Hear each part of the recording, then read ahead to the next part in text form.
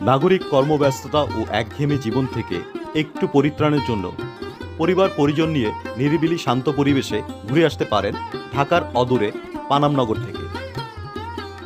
ইতিহাস ঐতিহ্য সম্পর্কে যেমন জানতে পারবেন, তেমনি ওই সময়ের দৃষ্টিনন্দন অনন্য স্থাপত্যশৈলী দেখে মুগ্ধ হবেন। চারপাশে সবুজের আবহে নয়নাভিরাম দৃশ্য দেখে সত্যি খুবই বিমোহিত হবেন। দূষণমুক্ত পরিবেশে নিঃশ্বাসও নিতে পারবেন প্রাণ ভরে।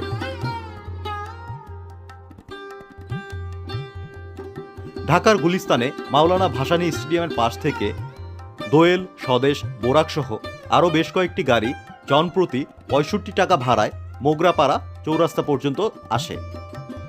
আমি দোয়েলের একটি গাড়ি করে মোগরাপাড়ার উদ্দেশ্যে রওনা হলাম।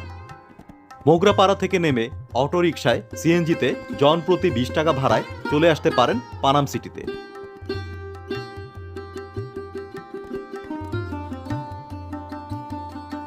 পনেরো শতকে ঈসা খাঁ বাংলার প্রথম রাজধানী স্থাপন করেছিলেন এই সোনারগাঁয়ে। পূর্বে মেঘনা আর পশ্চিমে শীতলক্ষ্যা।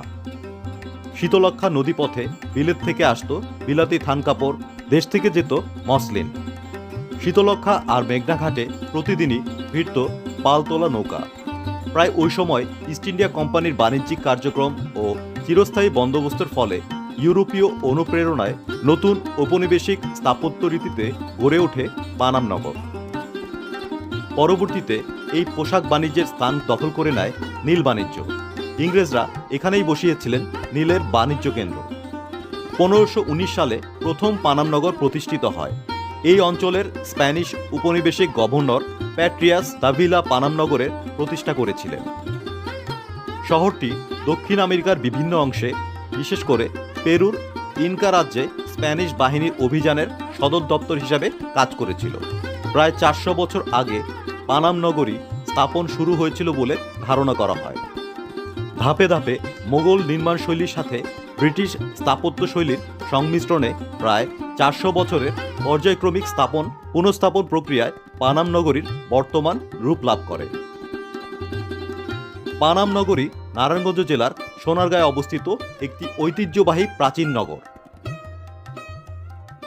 বড়নগর, খাসনগর, পানামনগর, প্রাচীন সোনারগাঁ, এই ৩ নগরের মধ্যে পানাম ছিল সবচেয়ে আকর্ষণীয়।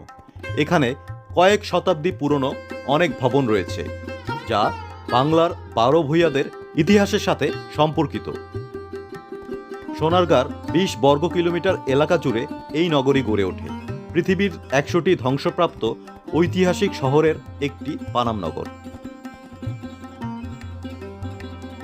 ওয়ার্ল্ড মনুমেন্ট ফান্ড ২০০৬ সালে পানাম নগরকে বিশ্বের ধ্বংসপ্রাপ্ত ১০০টি ঐতিহাসিক স্থাপনার তালিকায় প্রকাশ করে। আজ থেকে প্রায় ৪৫০ বছর আগে ১২ ভূঁইয়ার দলপতি ঈসা খাঁ ১৫ শতকে বাংলার প্রথম রাজধানী স্থাপন করেছিলেন এই সোনারগাঁয়ে। সোনারগাঁর ২০ বর্গ কিলোমিটার এলাকা জুড়ে এই নগরী। পানাম নগরে ঢুকতেই চোখে পড়বে একটি সরু রাস্তার ধারে সারি সারি পুরানো দালান, কোনোটা দোতলা আবার কোনোটা একতলা। বাড়িগুলোর স্থাপত্য নিদর্শন দেখে বোঝা যায় এখানে ধনী বণিকরা বসবাস করতেন।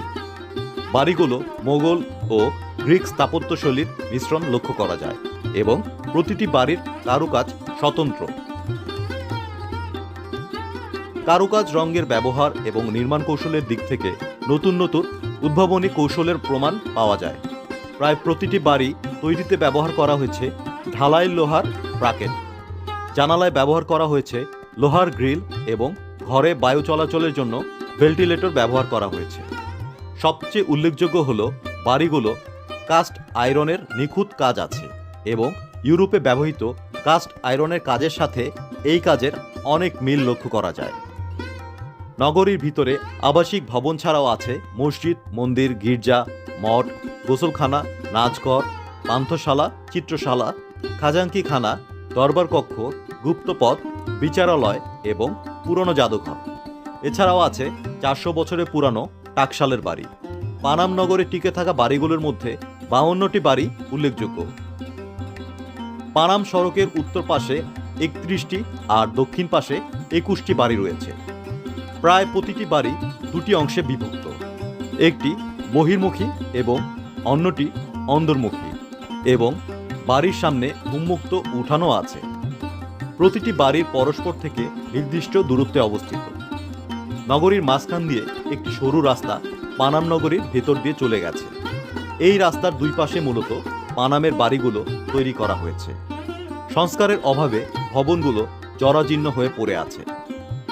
প্রায় প্রতিটি বাড়িতে লাগানো আছে ঝুঁকিপূর্ণ ভবন। ভবনের জানালাগুলো ইটের গাঁথনি দিয়ে বন্ধ করে দেওয়া হয়েছে।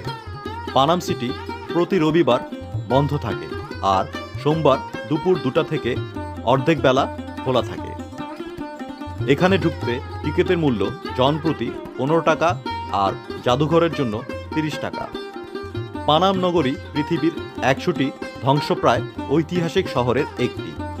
অযত্ন আর অবহেলায় ক্রমশই জৌল সারাচ্ছে এই নগরীর বিভিন্ন স্থাপনা। ফিকে হয়ে যেতে বসেছে এর সৌন্দর্য। পর্যাপ্ত সংস্কার ও সংরক্ষণের ব্যবস্থা না নিলে আমাদের নতুন প্রজন্ম বঞ্চিত হবে বাংলার ইতিহাসের বিভিন্ন তথ্য ও স্মৃতিচিহ্ন থেকে।